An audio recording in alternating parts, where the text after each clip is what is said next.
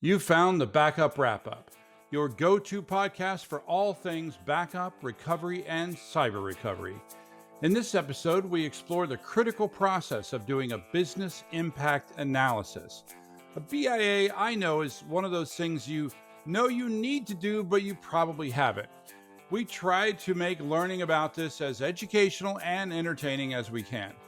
We'll uncover why BIAs are essential for all organizations, how they can save you time, money, and headaches in the long run, how one informs your disaster recovery plans, and even can help justify critical investments in backup and DR. By the way, if you don't know who I am, I'm W. Curtis Preston, aka Mr. Backup, and I've been passionate about these topics for over 30 years, ever since I had to tell my boss that we had no backups of a really important database that we had just lost. I don't want that to happen to you, and that's why I do this. On this podcast, we turn unappreciated backup admins into cyber recovery heroes. This is the Backup Wrap Up.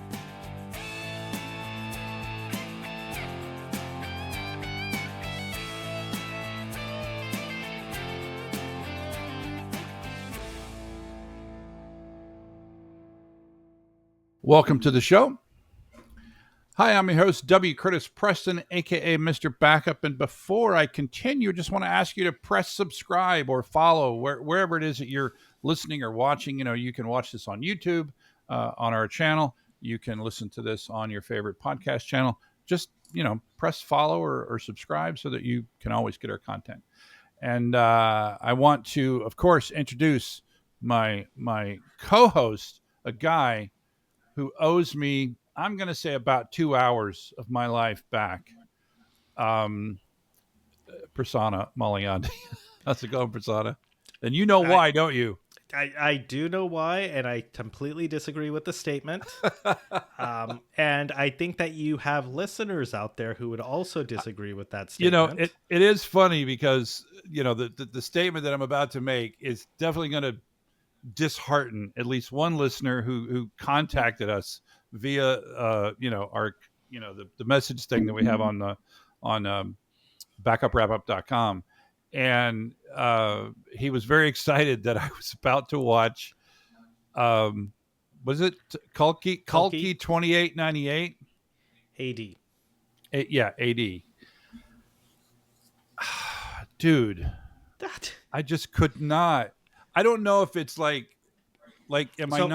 not know enough about Indian culture and all of because there was a lot in there. Yeah, so two things I would say. One, yes, there is a lot of Indian mythology and culture with the Mahabharata that you have to be able to understand a little bit about in order to truly understand it.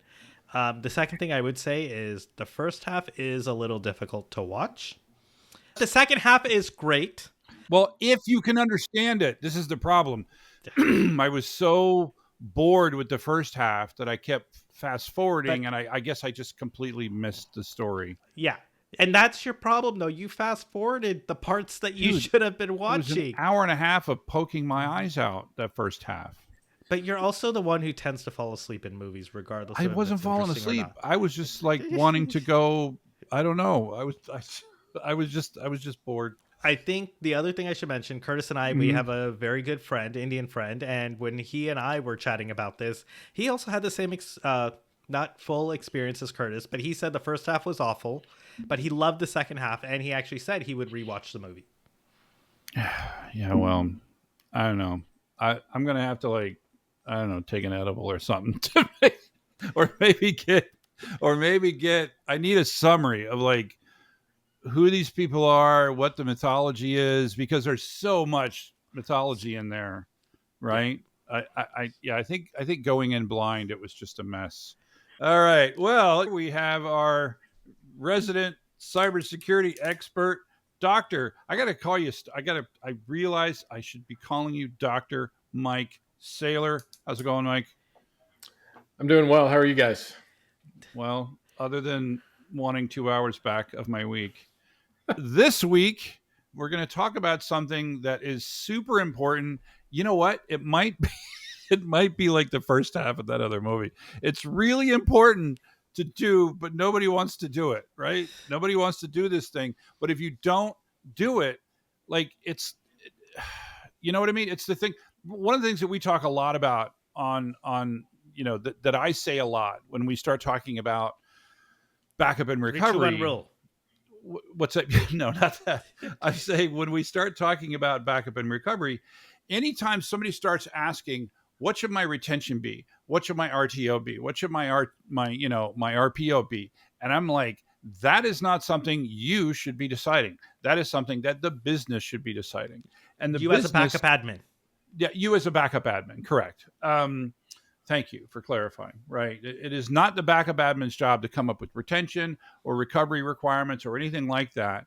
Obviously, it's not a backup admin's job to decide on how much to spend on those various things, right? And there may be parts of the organization where you spend more money versus less money. You may have a completely different data protection system for your critical systems versus your non-critical systems, right? You could have like 3 different things. And how are you going to know that and know what parts to do if someone hasn't done a business impact analysis? So this is one of those things where it's like, oh, got to do that thing. But without, I mean, can you imagine designing any sort of system, a cybersecurity system, a backup system, a network system? Like how do you decide what to buy and what to use if you don't know how the business is going to use those things? What do you think, Mike? Well, it can be done. It just won't be done effectively. And so, I often use the example, if I've got $100 for my security budget to protect 100 things, if I actually have an inventory of my stuff, well, let's say I have 100 things and you give me $100 to protect it, not knowing the value or the attributes or the requirements or anything else about these 100 things, I'm going to evenly spread my $100 across 100 things. Really? Not giving preference or priority to whether what would turn out to be. See, Mike, see, you did the proper thing. I would basically be like, okay, here's $2 for the things. Let me just pocket the other 98. You know? Yeah, no. Well, I think honestly, I've spent a lot of time in a lot of companies where that's exactly the way the backup system is designed, right? All systems have the same backup setup. They have the same retention period, the same recovery ability, right? They're not using, there may be, sometimes there'll be a handful of systems that will be deemed critical, and they might get a separate system. They might get a disaster recovery system that has no connection to the backup system, which is not something that I like, right? A lot of people are like, well, DR is, that's a completely different thing. And I'm like, no, it's not. It's the exact same function. It's just for a slightly different purpose, right? And so it's same thing, right? And I'm sure you've seen that too, Prasanna, right? Like, I mean, you've yeah. Yep. It's like, oh yeah, there's just, do you want, and it's usually, right, your gold, silver, bronze plans, right? And it's like, yep, just map it into one of those 3. That's all you get, rather than, is it really one of these 3 that it should go into? Yeah. Well, I don't mind gold, silver, bronze. I've been in tons of environments where it's just bronze. Like everybody gets bronze, everybody gets gold. And they literally get exactly the same thing. And I guess that's fine if you can afford gold for everybody, right? If you can have a really tight RTO and RPO for everybody and you can get away with that, I suppose that's okay for a backup system. Yeah. Or bronze is good enough, except for when it fails, when that high-end system needs something different. And then the business complains. Yeah, and then the business complains. So, all right. So, and by the way, when we say business, we are, we're going to use the term business. We don't mean to exclude non-businesses like government organizations, which are not really businesses, I guess. I don't know what you'd call them, but is there a term other than governmental org? Mike, what do you think? We just call them organizations. Yeah, that's the term. Yeah, that is a term, organization, because it encompasses both businesses. And businesses, by the way, you have both for-profit businesses and non-profit businesses. And they do function differently, and they would do their BIA business impact analysis. They would do their BIA differently. Prasanna, looks like you're I wanting have to a say question. something. Yeah. Yeah. Is the business, the organization, would you say that they are stakeholders in these requirements that end up getting fed into, say, the backup admin? Well, when you say the business and they business is not they, right? Yeah. A stakeholder is a person, and we're going to get to that, Yeah. right? A stakeholder is a person. Well, a stakeholder could be a department or a person who's running that department, right? But the finance department is a stakeholder in the cybersecurity system, right? But the organization per se, the company, is not. Well, yeah, I don't It's know. formed up. It's all just like Yeah, I guess it's stakeholders all like put one together, giant right? stakeholder. But Yeah. generally, when we talk about stakeholders, we're talking about individual people or Individual. parts of the organization. Yeah. This is Mike, like do you holistically across the any different entire than that? You have any organization. different opinion than that? No, that's a great place to start. I think oftentimes when you begin the conversation, begin the exercise of a BIA, you often learn what the organization's idea of who the stakeholders are, and sometimes they even consider third parties stakeholders. So if we outsource this or rely on a vendor or a Mm. person for that. Yeah, and I would say the very first thing that we start with a BIA is sort of just determining what business are we in? What is the function of our organization, right? Is it, to sell widgets? Is it to manufacture widgets? Is it to promote the well-being of children, right? We're a nonprofit. Is it to Watch Tamil or watch Bollywood movies. I don't think that's anybody's. The organization might be, to issue business licenses for the county of San Diego, right? That might be our organization.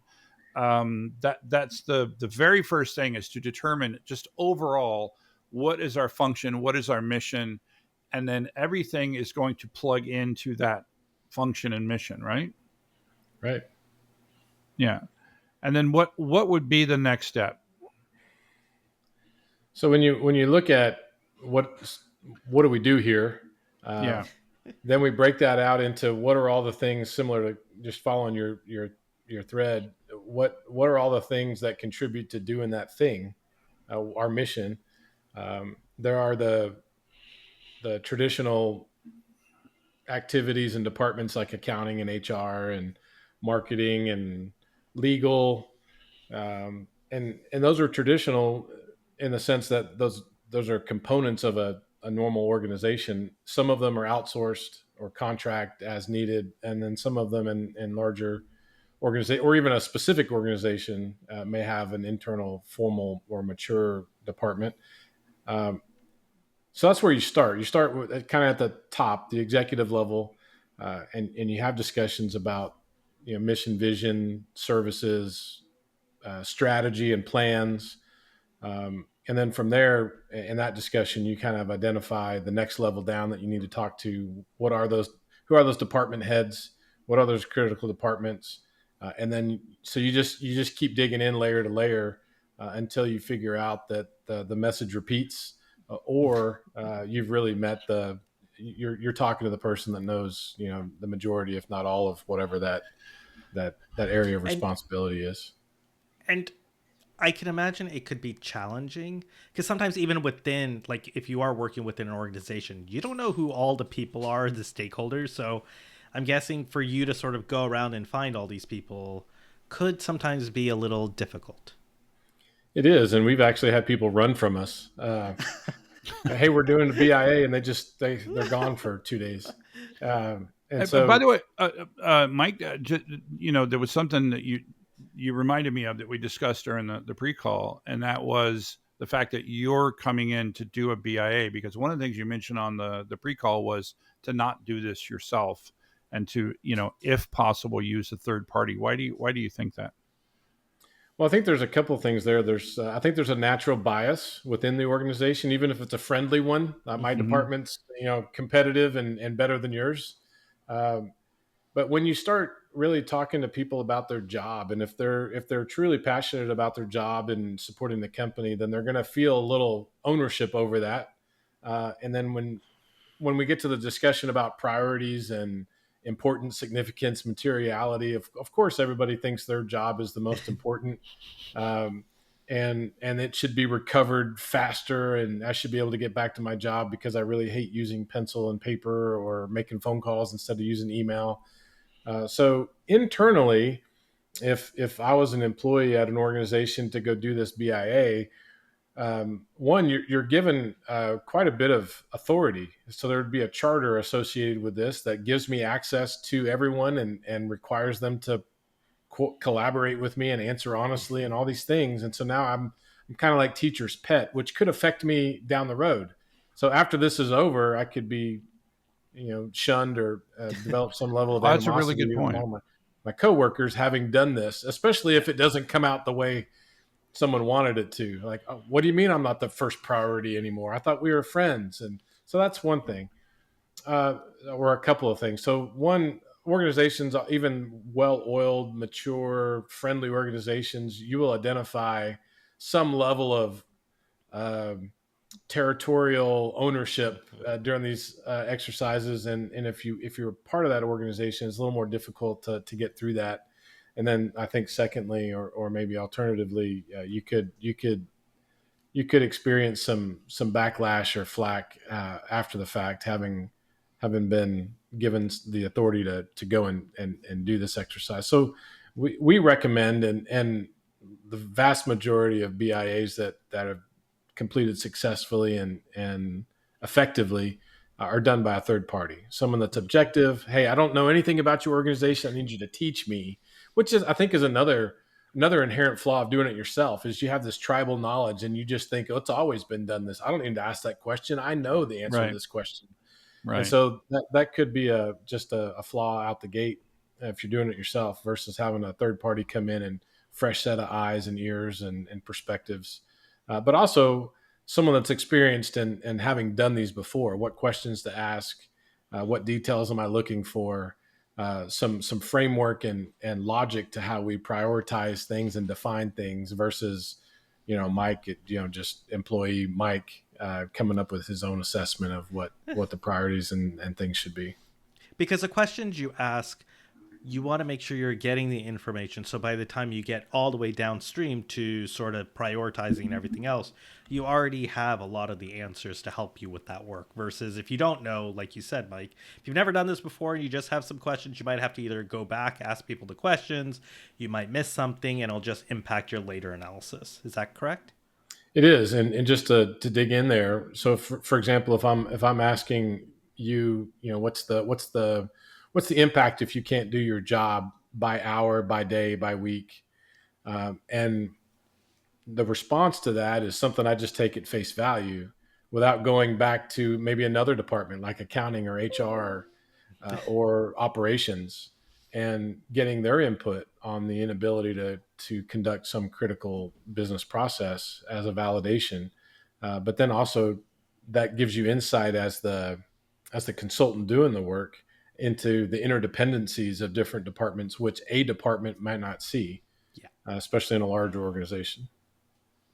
Yeah, that's interesting. I like that. So this idea, it's yet another area where an outside person can do this both more effectively, probably faster. You end up with a better quality product when you're done, and also, as you mentioned, it's safer for you as a person to have somebody do this.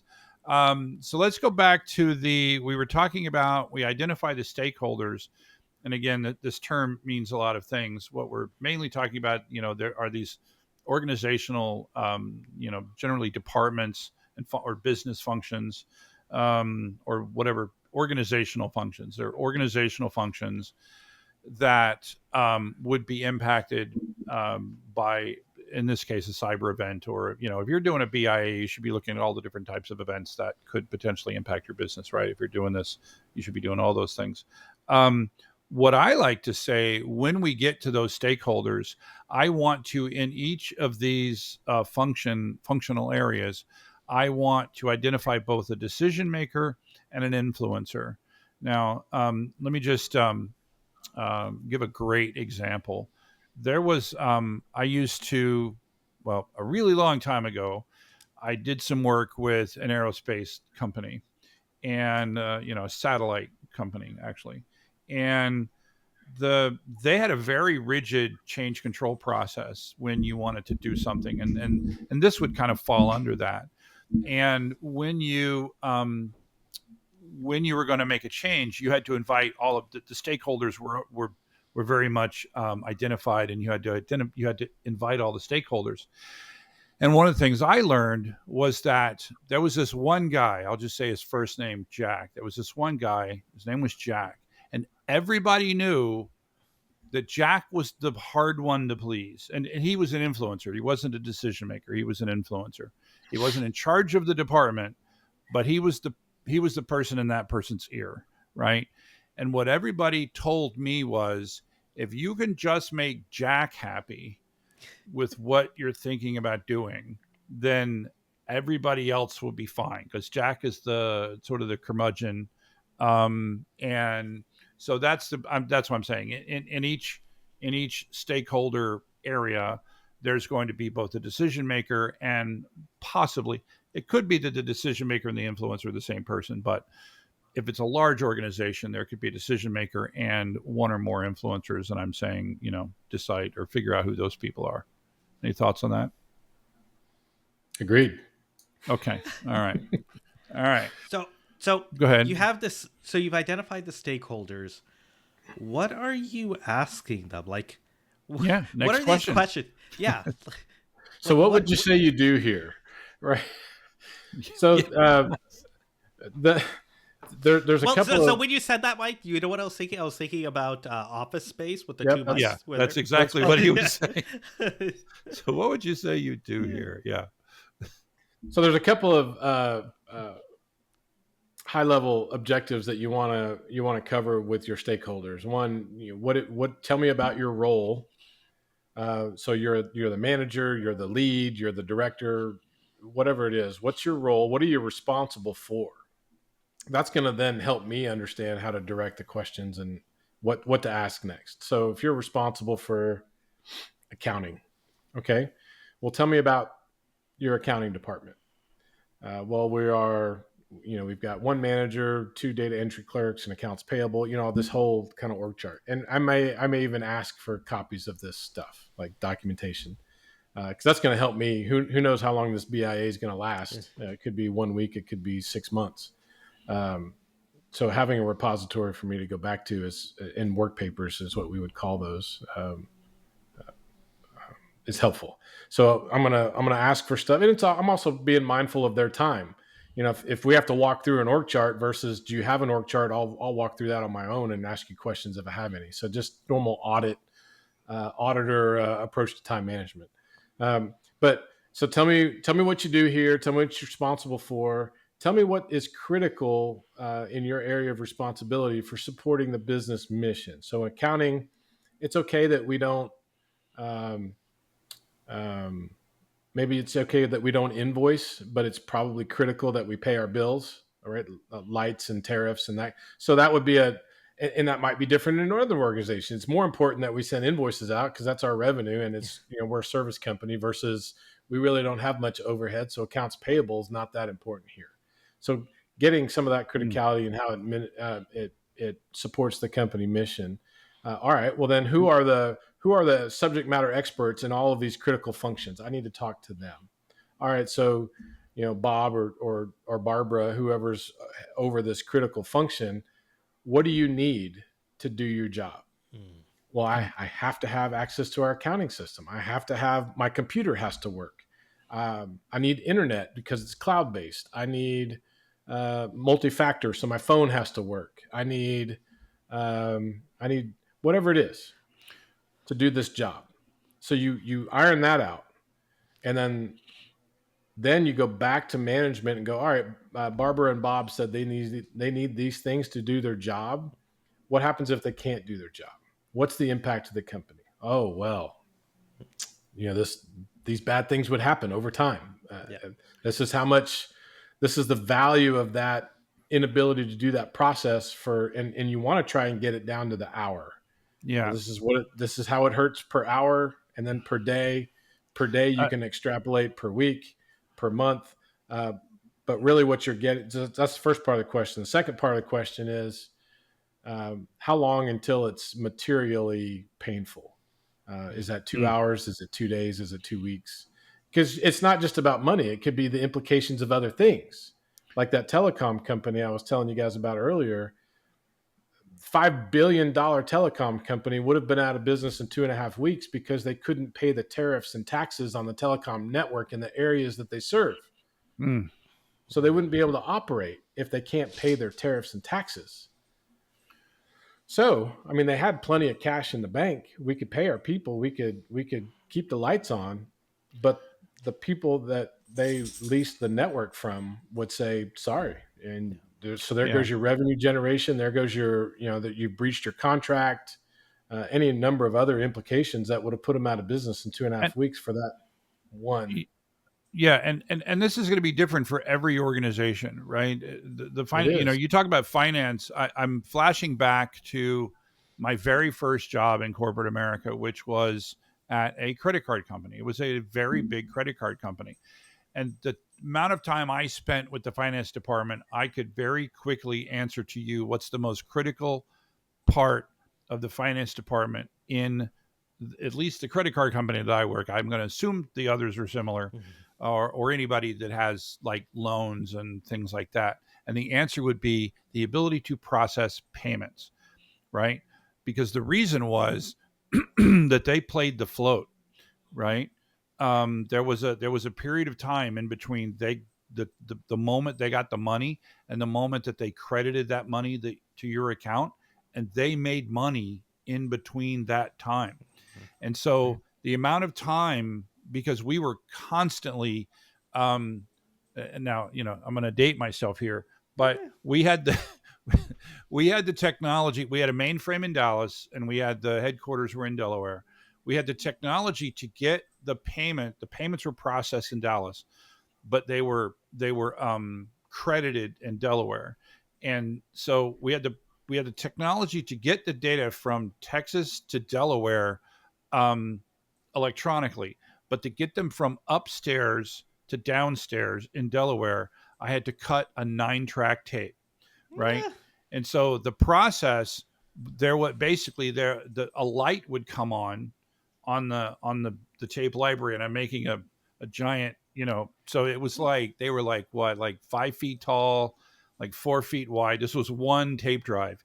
A light would come on, and the job of the operator was to watch for that light. That light meant that tape drive had data ready to write, and then they were to load a spool, and they would, and then they were to immediately take that tape to downstairs, which would then, and so that was the thing. Like sending out a credit card statement, no big deal, right? But processing that payment within minutes of us receiving it, that was the number. And so this is going to be different with every company. Do you have anything like that, Prasanna? Like any interesting thing where you've had nothing? No, Come on. No. I've always been on the vendor side, Curtis. Well, vendors are businesses. Like think of yeah. Nothing? Come on, you got something.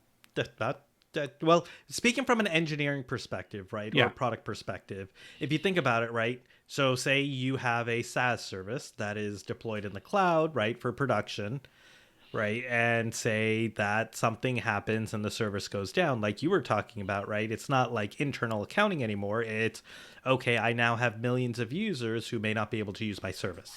Right. And at what point do those millions of users start to be like, okay, you're down too long. Now let me go look at alternative services who might be offering some capabilities. And once I've found that, maybe it's like, hey, now I never need to go back to you, even though maybe you fixed the problem. Yeah, Mike, you talked about that term. What was the term you said? At what point does it become? What did you say? Material. Yeah, basically, if your SaaS service is down for 5 minutes or 20 minutes, I don't, depending on the SaaS service, right? I would say if you have a payment processing service, that time is probably really small. Yeah. But if you have Prasanna and I used to work for a backup service. If the backup service is down for a few minutes, even for an hour, nobody's going to die, right? But depending on the amount of time that it's down and the number of times that it's down, like you said, Prasanna, they're going to go look for alternatives, and then that's money that you can never get back, right? A customer left you. Well, sometimes those outages, depending on your SLAs, could result in credits back to your clients. That too. So there's a financial impact. So you got reputation, financial, revenue, possibly regulatory, depending on what you're supporting. And so that's it's like the bank that I know we've talked about this in the past, Mike. The credit union that I have, right? That was down for almost 6 weeks. Yep. So there's access to. So there's regulatory requirements for financial institution members to have access to their funds within a certain period of time. Mm-hmm. Similar to health records, HIPAA requires that you have the ability to have access to your health records within a certain period of time. How's that going for you, Curtis? Yeah, it's a good question. I'll let you know tomorrow, because tomorrow I have my first doctor's appointment after I think they're going to be fully up now. The medical group that I use was down for months due to a ransomware attack. So basically, Mike, you were talking about asking all these questions. How what's the impact of the business?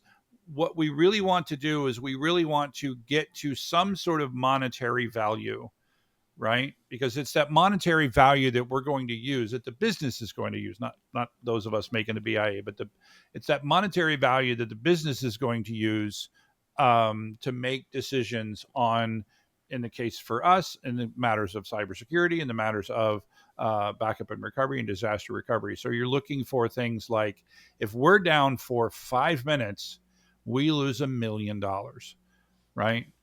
This part of the organization is down. I've worked with financial trading firms, and they say words like that, right? If we're down for 5 minutes, we lose $1 million every 5 minutes that we're down.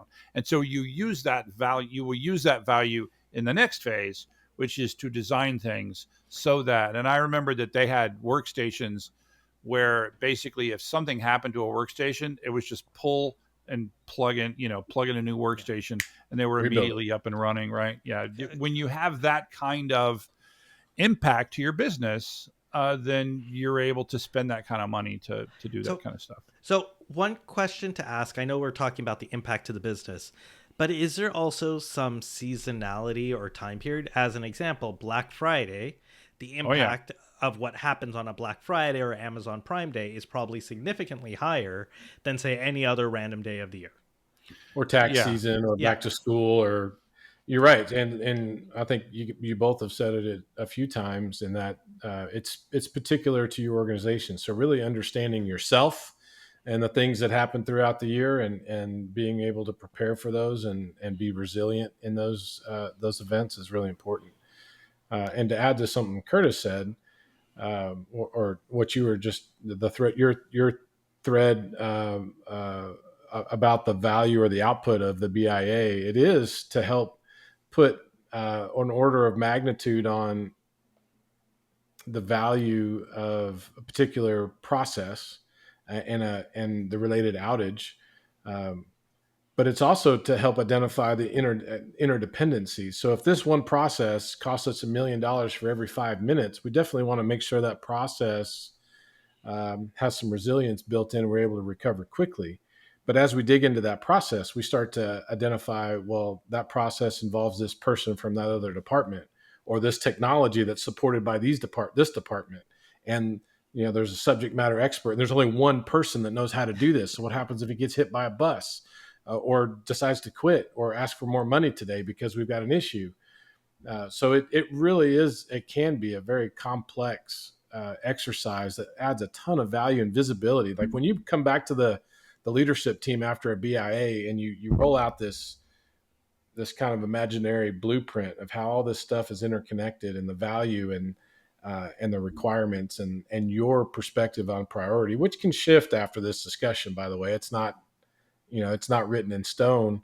It is a collaborative exercise, but everybody's eyes are like open. They're like, I had no idea that Barbara's department was that important. I had no idea that, Bob relied on all these other people and all these other departments to do his job. And I had no idea that we would lose $1 million if we were down for 5 minutes. It's huge.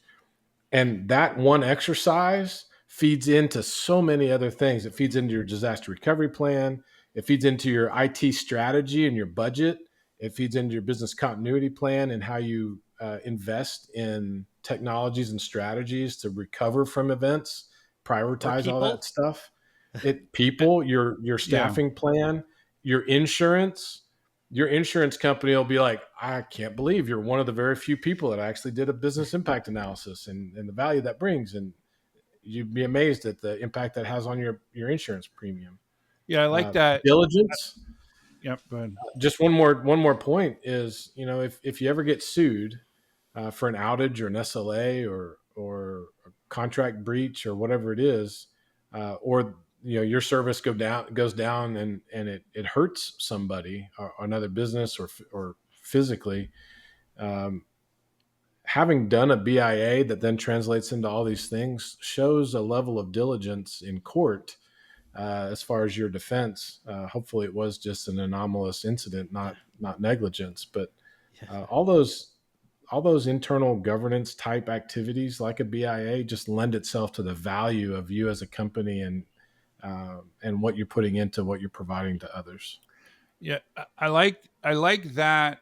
Obviously we're identifying the stakeholders, we're identifying the critical aspects of the company and the areas where we're going to lose lots of money, or again, with government organizations, it's very different, but where we're going to have a significant impact to the organization when these functions don't function.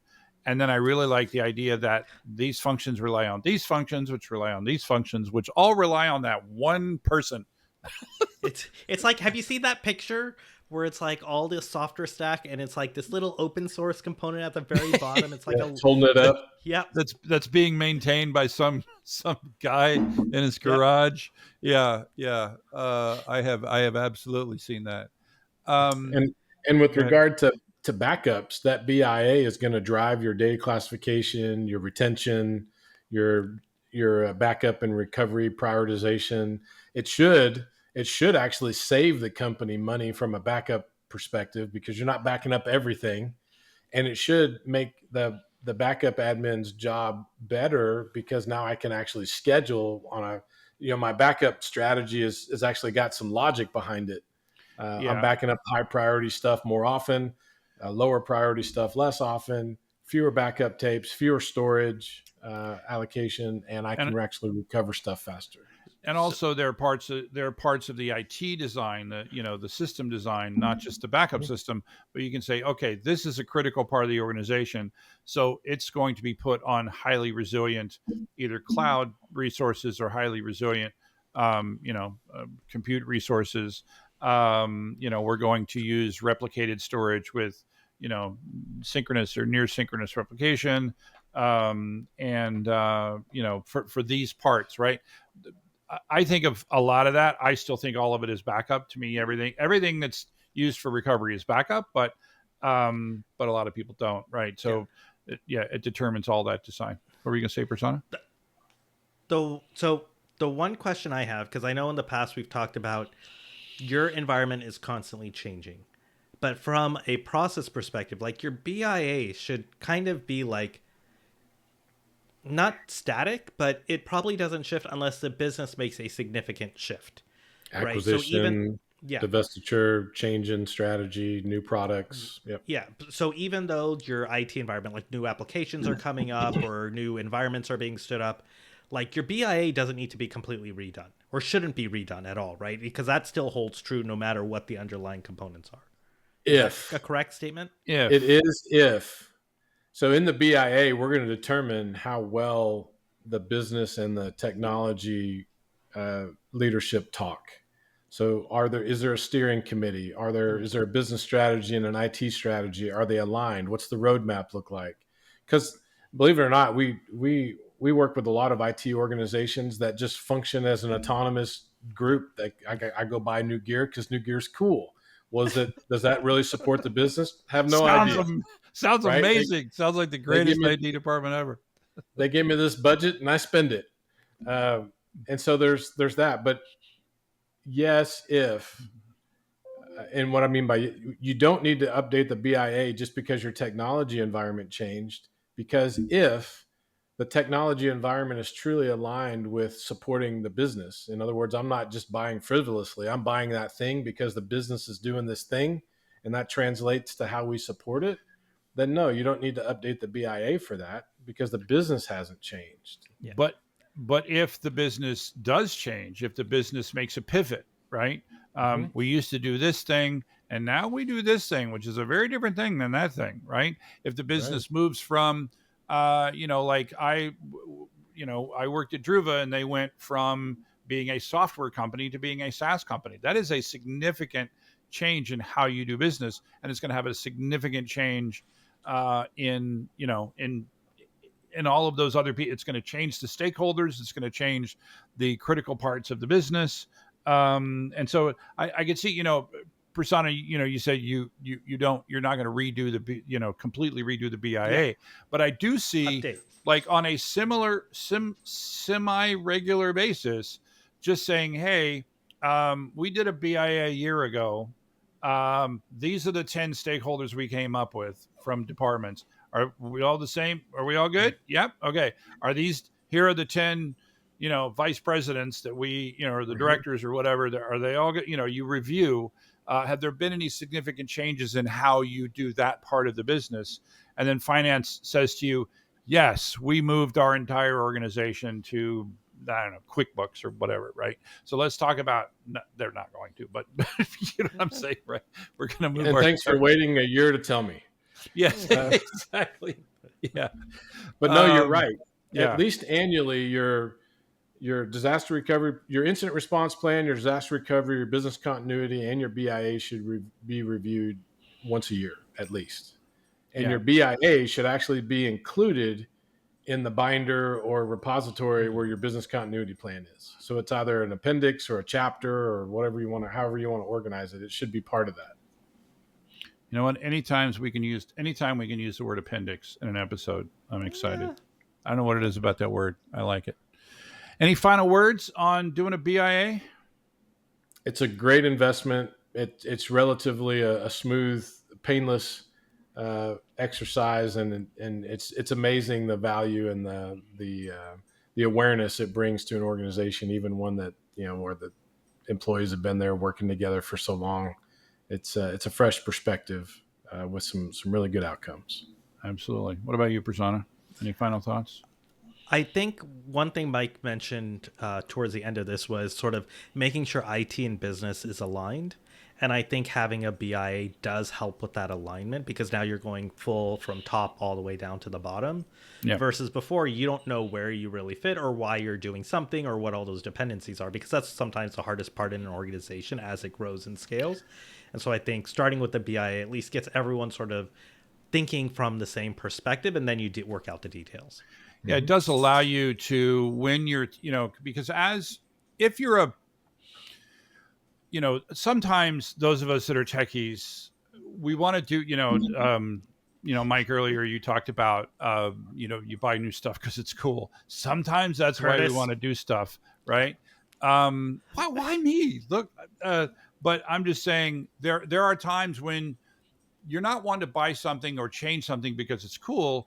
You're wanting to buy something or make a significant change in your system design because you don't think it's adequately meeting the needs of the business, and having access to the BIA and say, listen, we've looked at the BIA and we found out that this department loses $1 million every 5 minutes and we're down. We currently, if we have a cybersecurity outage or a fire or a terrorist attack, we're going to be down for 2 weeks. 2 weeks times 5 minutes or divided by 5 minutes is a lot of millions of dollars. So you can use that as a way to support the things that you've been wanting to do with your system. That is correct. Yeah. And with that, I will say thank you to our guests, Mike, thank you very much for coming on again. Anytime. Thank you, guys. And thanks, Prasanna. You do not get your 2 hours back, Curtis. I digress. All right. And thank you, of course, to our listeners. We'd be nothing without you. And dang it. Oh, that is a wrap. The Backup Wrap-Up is written, recorded, and produced by me, W. Curtis Preston. If you need backup or DR consulting, content generation, or expert witness work, check out backupcentral.com. You can also find links for my O'Reilly books on the same website. Remember, this is an independent podcast, and any opinions that you hear are those of the speaker and not necessarily an employer. Thanks for listening.